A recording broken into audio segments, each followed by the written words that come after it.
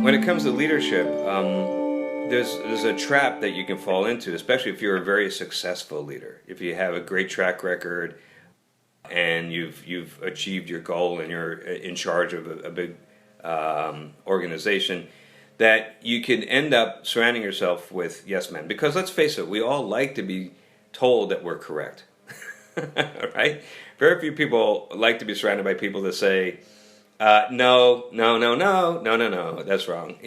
We all have a tendency to want to be reassured that we're on the right track, and that we're smart and that we're good looking. We want to hear nice things. But the problem is that when you're a leader, you can fall into a situation where you have groupthink, or where your people who are very smart and especially skilled in certain areas know better, but they're afraid to tell you.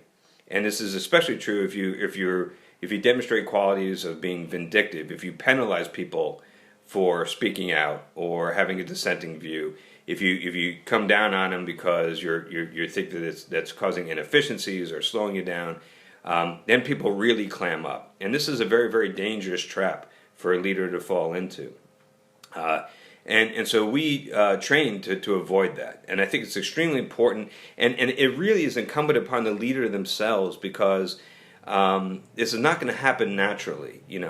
If the leader exhibits this behavior where they come down or penalize people for having contrary views, then very quickly they're gonna be quiet. Especially if you start firing them and showing them the door, then the other people are going to get the message. And the danger there is that you could blunder into, no matter how smart you are and how well you know what you're doing, you're going to make a mistake at some point. And if there's nobody there to tell you that feels confident in telling you, hey, just a second, boss, maybe we should rethink this,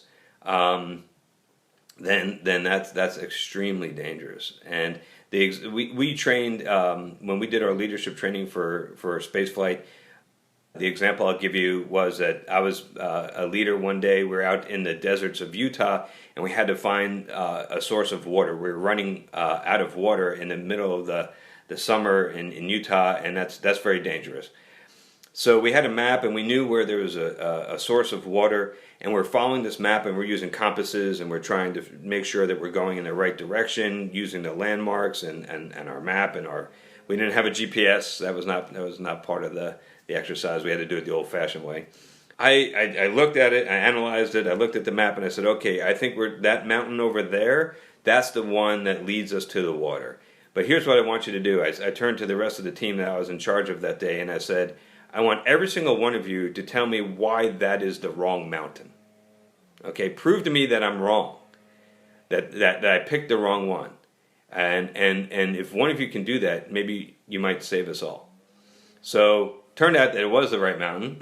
I was kind of happy about that. But the point was, I empowered my team to tell me I was wrong. And we got to that mountain, and behind it there was the water. We all lived to tell the tale. It was great.